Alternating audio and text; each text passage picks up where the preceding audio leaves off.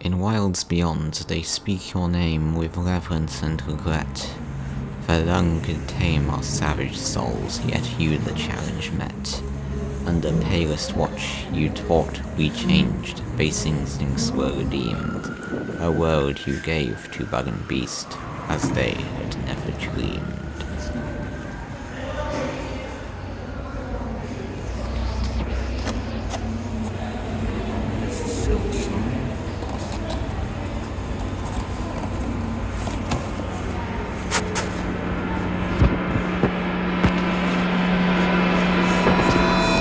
Oh god, another Silksong-induced nightmare. Don't worry, every Hollow Knight fan has one these days, and after the whole cake incident, I'm pretty sure me and a lot of other fans would willingly do a blood sacrifice for at least the slightest Silksong information to be summoned into existence. Though blood sacrifices probably violate YouTube's TOS, so instead I'm going to build the entire Hollow Knight map in Minecraft. That's right, I plan to take this 2D map and fold it in on itself to get a fully explorable Minecraft version of the map built in my own unique style out of a random seed. Now, I've already done a few shorts covering these individual sessions on a base level, but in these longer videos I plan on going into more depth on the area that I built in that time period, providing a deeper commentary on the process. Then I build the next area, and so on. This video covers the opening area to the game Dirtmouth, the town above the rest of Hallownest that you start in, so without further ado, let's get into the planning. What, you didn't think the introduction would be over then with so quick? Sorry new viewers, I wanted to get to the point but I also want to do things more technically here, so I'm going to briefly touch on how I planned this out first. Getting the seed was easy. I just searched up 1.2, 1.5 seeds and found one that fit my liking. I always wanted to do this in a pale garden ever since it was announced because I thought that it'd fit in with the vibe of Hollow Knight where, you know, bleak, pale, gothic style. I added in some packs like the Ashen texture pack and Solas Shaders for enhancement. I know that's kind of cheating, but it looks good enough in the replay. It's actually at night, which I'll be using as the default for the map, though I don't do that until the end of this section, so you'll see that effect later. As for tracking which areas I've covered, normally I download a Loom index off the internet in the form of like a document or a spreadsheet, and then cross off areas that I've built when I build them, you know, to keep track of where I've done or what areas I need to do. Though options were limited this time around, as my sources were just the wiki, actual rendered map, and files in someone's Google Drive. So I combined the three together to produce my own loom index, sorted by letters to the areas and numbers to the looms. This is why the video is labelled as part A.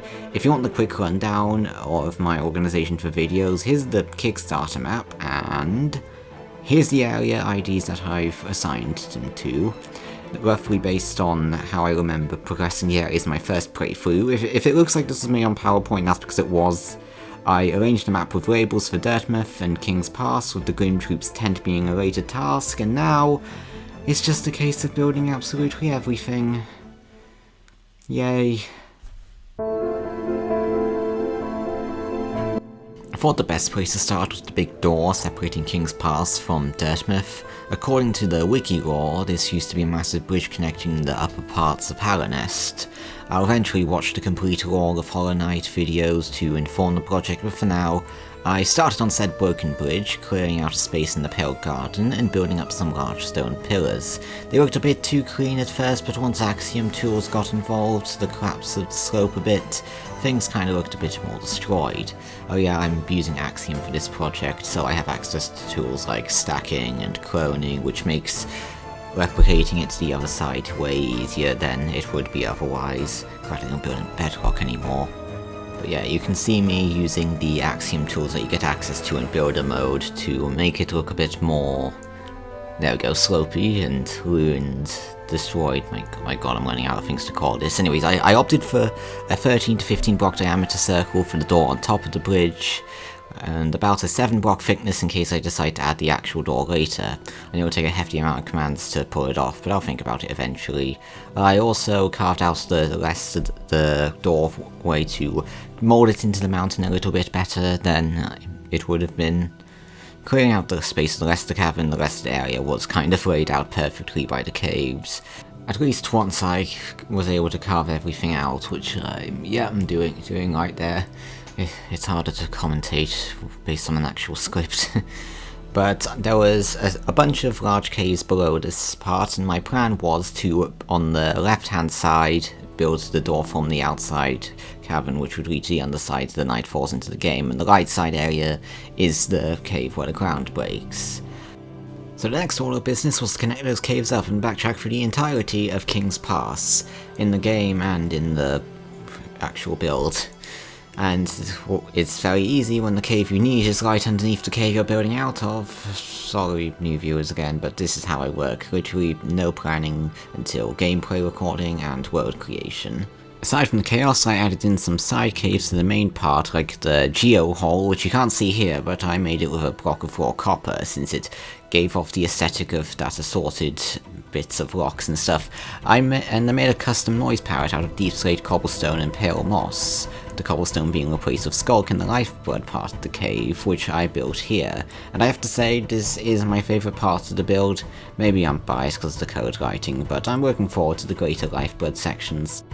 For the two large main rooms, there wasn't much special, just some parkour, every classic Minecrafter's worst nightmare. I worked to make the platforms more natural with the cave rather than just floating slab things like they are in the game, so I did this through such methods as overhangs or just straight up pillars.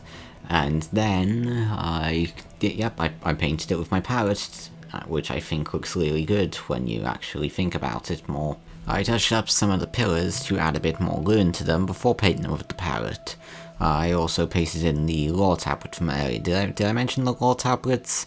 There's probably a more professional name, but you know, that's what they're called on the wiki, so I'm going with that, I guess. I also used the same methods for the other room, albeit on a slightly smaller scale, before adding the first area, the opening area to the game. Admittedly, this was one of the easier parts, and plus it sets up where the Howling Peaks will be later, but for now I needed to work out the logistics of the lower parts, which were harder in my opinion, simply due to needing to figure out how I'm going to tackle the numerous amount of spike parkour segments, and after procrastinating at McDonald's for a bit, I thought, may I just do it with dripstones? For real though, I thought that the damage of the impact of the dripstone could be the closest thing I could get to the strategy elements of pogoing off spikes in the game. And thus began the ever monotonous process of adding in every dripstone point in the area, before realizing that I still needed to paint the cave with noise palette, and so, despite having covered every nook and cranny, I had to do everything again. Yay, look at all my work disappear within a flash. Though this time I took the opportunity to put in the other rock overhangs and pillars before putting the spikes back in. This is where I also formatted the pillars as large dripstone spikes, the kind that are way too big to damage you, and modelled the second round of small dripstone spikes around them.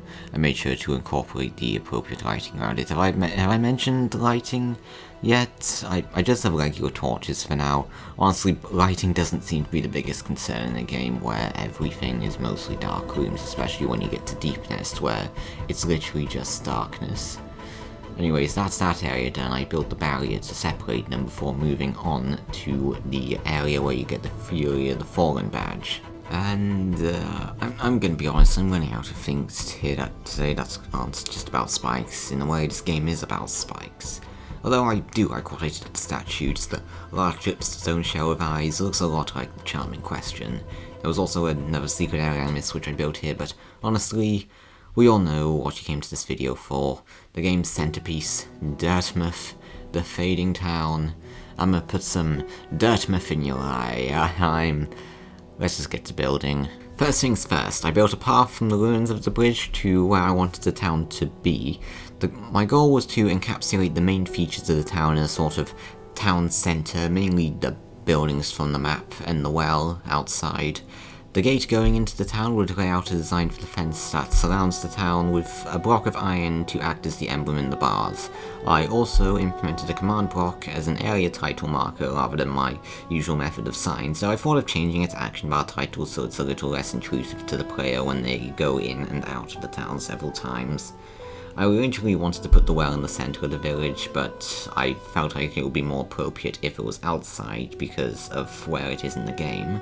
I also added another gate outside of the right-hand side, I think it's to my right, of the village going into Crystal Peaks, you know, where the big lift upwards is. I made the ground of the town out of deep slate tiles as they fit the vibe well, with smoother deep slate cutting off some of the levels, and of course pathways being formed of pale oak like on the outside of the village. Now it was time to focus on the actual buildings. All the Dirtmouth buildings had a shell-like shape to them, so I started with an arch and curved things out on the front end, creating a stripe pattern of deep slate bricks and cobbled deep slate to keep the texture going. This was also around the point I started dimming the lights ever so slightly to gradually approach the night I wanted for this map, though initially I started doing it in the wrong direction and started upping the lights with sunrise by accident. Oh yes, I also changed the stones from deep slate to just regular stone because it looked a bit too blendy in. It blended in too much with the ground basically, and then I just made that building to copy and paste later.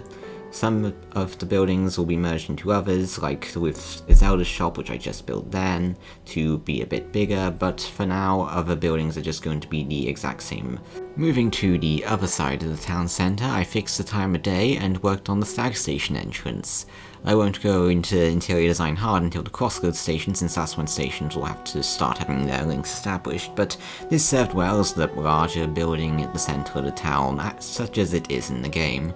This was also when I started lighting up the town a bit. Most of the lighting was street lamps, while others were from buildings like the stag station. I might change it to be more white lighted depending on reception and just plain how I feel about it. Please comment telling me what I violated, if I violated anything in Hollow Knight canon. Anyway, after adding the bench, Sky Shop on the other side, and the pathway to the back gate which will lead to the well, I built the well, and thus ended my building of Dirtmouth.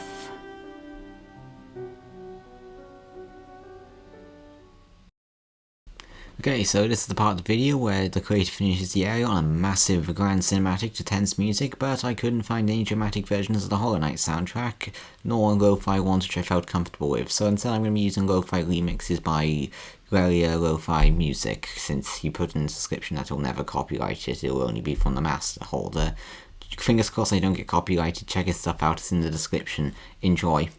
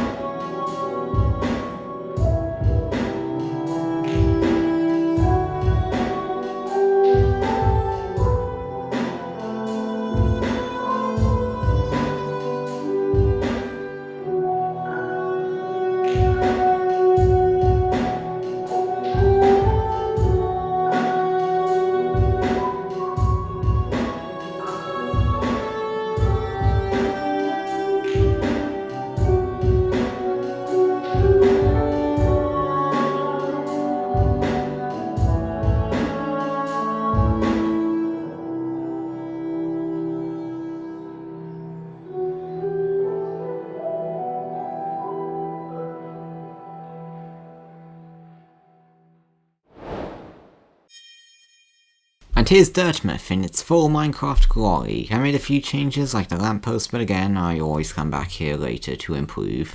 This was my first attempt at a real build video on this channel. I've been posting on YouTube for about a year now, and I've had some experimental projects that I quickly set to private due to wanting to recenter the focus of this channel, which I'm trying to go harder on now since I'm running out of platforms I feel comfortable posting on, and kinda want to do this to fill out the part-time job slot in my life. At 1,000 subs, I'm thinking of starting memberships, so I'll need to go over how I'll handle that since I want it to be worth it.